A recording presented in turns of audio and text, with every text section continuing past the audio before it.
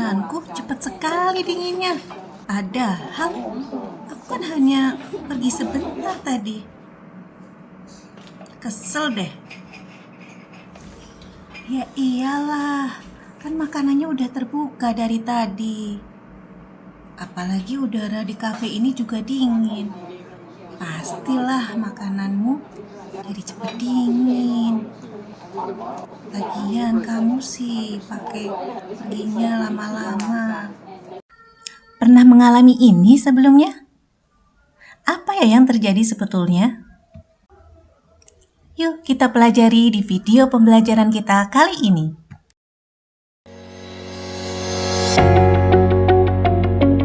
Assalamualaikum warahmatullahi wabarakatuh. Perkenalkan, saya Nur Sobah, guru kimia SMA Negeri 1 Bojong, Kabupaten Tegal. Teman-teman, di alam ini hampir semua reaksi kimia pasti melibatkan yang namanya perubahan energi, terutama energi kalor. Nah, pada bahasan video kita kali ini kita akan membahas tentang bagian dari ilmu kimia yang mempelajari energi kalor, yaitu termokimia. Apa saja yang akan kita pelajari kali ini? Yang pertama, kita akan belajar tentang sistem dan lingkungan. Yang kedua, kita akan mempelajari tentang yang namanya reaksi eksoterm dan endoterm. Dan yang ketiga, kita akan belajar yang namanya perubahan entalpi. Yang keempat, kita akan belajar tentang persamaan termokimia. Kita bahas satu persatu ya. Tujuan pembelajaran kita kali ini yaitu yang pertama, agar peserta didik dapat menjelaskan interaksi antara sistem dan lingkungan. Yang kedua, agar peserta didik dapat menjelaskan perbedaan reaksi eksoterm dan endoterm. Yang ketiga, agar mereka bisa menjelaskan tentang perubahan entalpi atau delta H dari suatu reaksi. Dan yang keempat, agar peserta didik dapat menjelaskan tentang persamaan termokimia. Baik, sebelum kita mulai bahasannya, perhatikan dulu gambar berikut. Baik, di gambar tadi ada suatu reaksi kimia.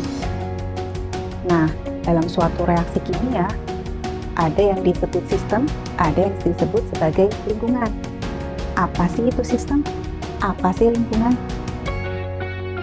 Nah, sistem itu adalah bagian dari semesta ini yang jadi pusat perhatian kita. Dan lingkungan adalah segala sesuatu yang membatasi sistem atau yang berada di luar sistem.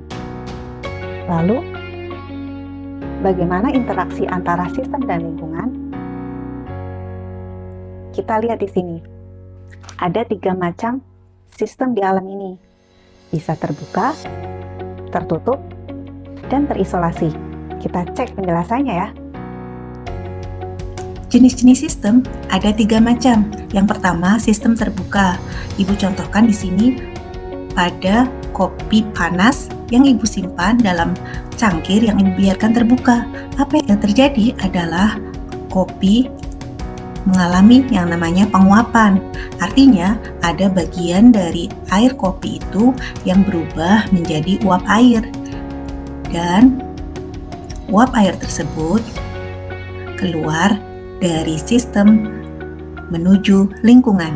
Kemudian, selain terjadi pertukaran materi, uap air tadi ya, dalam sistem yang terbuka juga terjadi pertukaran energi. Buktinya apa? Buktinya semakin lama air kopi dalam cangkir itu akan semakin dingin. Jadi dapat disimpulkan pada suatu sistem terbuka terjadi pertukaran materi sekaligus pertukaran energi. Sistem yang kedua adalah sistem tertutup. Ibu contohkan di sini kopi panas yang ibu simpan dalam gelas tertutup. Apa yang membedakannya dengan sistem terbuka? Pada sistem yang tertutup, kita tahu bahwasanya kopi yang disimpan dalam gelas tertutup seperti itu lama-kelamaan juga akan dingin. Artinya, terjadi pertukaran energi di situ. Akan tetapi, tidak ada pertukaran materi. Kenapa? Karena uap kopi yang terjadi akan menempel pada tutup dan tidak keluar dari sistem. Yang ketiga yaitu sistem terisolasi. Di sistem ini tidak memungkinkan terjadinya pertukaran energi maupun materi. Contohnya pada termos. Walaupun sebetulnya termos ini tidak terisolasi murni ya, karena kita tahu lama-kelamaan air panas yang kita simpan dalam termos juga akan dingin kan. Sistem terisolasi dicontohkan misalkan pada suatu alat lab yang bernama calorimeter bomb. Ya, jadi di calorimeter bomb ini sistem benar-benar terisolasi, jadi tidak ada pertukaran baik materi maupun energi.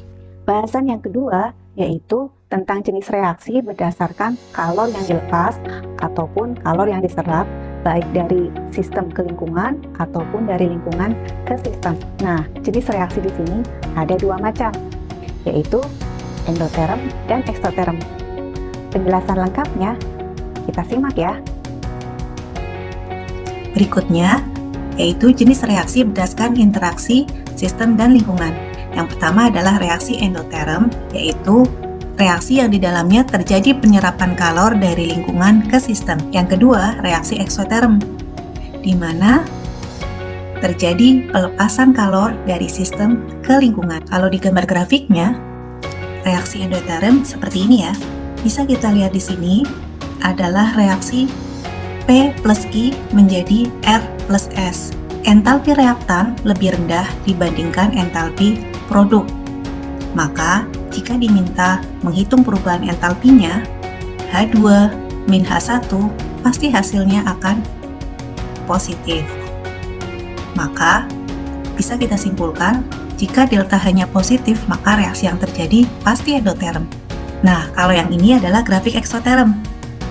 Misalkan di sini ada reaksi A plus B menjadi C plus D. Bisa kita lihat di sini, entalpi produk lebih kecil dibandingkan entalpi reaktan atau pereaksinya. Maka, entalpi produk dikurangi entalpi reaktan, pasti hasilnya adalah negatif. Maka bisa disimpulkan, jika dalam suatu reaksi kemudian delta hanya bernilai negatif, pasti reaksinya adalah eksoterm. Bagaimana penjelasannya? Sudah bisa dipahami kan? Bahasan yang ketiga yaitu tentang entalpi.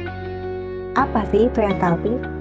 Entalpi adalah keseluruhan energi kalor yang diserap ataupun dilepaskan sistem pada tekanan tertentu. Nah, ternyata besarnya entalpi ini sukar sekali untuk diukur. Yang bisa diukur adalah besarnya perubahannya. Maka ada rumus delta H sama dengan perubahan entalpi akhir dikurangi awal. Ya, jadi yang bisa diukur itu hanya perubahannya. Bahasan berikutnya yaitu tentang persamaan termokimia. Apalagi itu persamaan termokimia? Persamaan termokimia itu pada dasarnya adalah persamaan reaksi biasa yang sudah pernah kita pelajari di kelas 10 dulu. Bedanya apa? Bedanya di persamaan termokimia ini, persamaan reaksi yang ada ditulis dilengkapi dengan harga perubahan entalpinya. Lebih jelasnya, simak penjelasan berikut ya. Persamaan termokimia adalah persamaan reaksi yang menyertakan besarnya perubahan entalpinya. Bagaimana penulisannya? Berikut ini adalah penulisan persamaan termokimia. Misalkan ada reaksi zat A plus zat B menjadi zat C, delta-nya plus X kilojoule. Dalam suatu persamaan termokimia berlaku, jika suatu reaksi dibalik, maka harga delta-nya juga dibalik, yang semula plus menjadi min.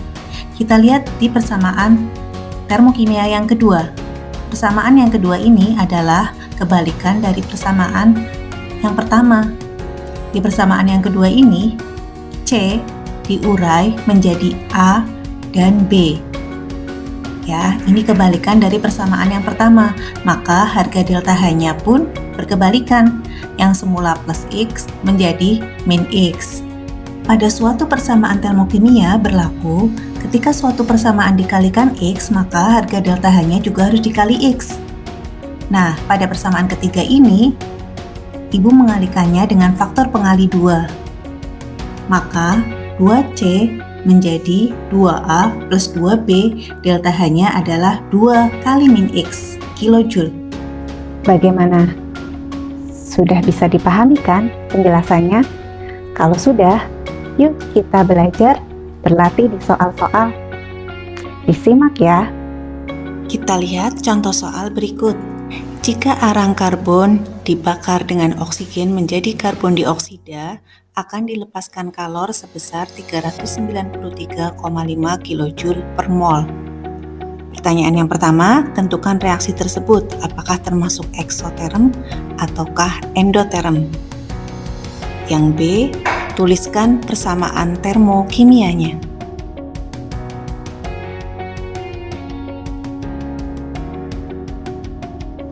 Untuk menjawab soal ini, yang pertama, reaksi tersebut jelas termasuk reaksi eksoterm. Kenapa? Karena dijelaskan di soal bahwa sistem melepaskan kalor. Maka, ketika dituliskan pada persamaan termokimia, tadi dikatakan karbon ya, karbon itu suatu arang bentuknya padatan, maka kita tulis S di sini, plus O2 dibakar dengan oksigen, gas ya, menjadi gas karbon dioksida. Delta H-nya kita tuliskan min 393,5 kJ per mol. Kenapa min? Karena tadi ada kata dilepaskan. Itu ya, semoga bisa dipahami. Teman-teman, kita sudah belajar materi termokimia. Kita juga sudah berlatih soal-soalnya. Semoga video ini bisa bermanfaat untuk kita semua. Semangat belajar di mana saja, kapan saja, dengan siapa saja. Terima kasih. Assalamualaikum warahmatullahi wabarakatuh.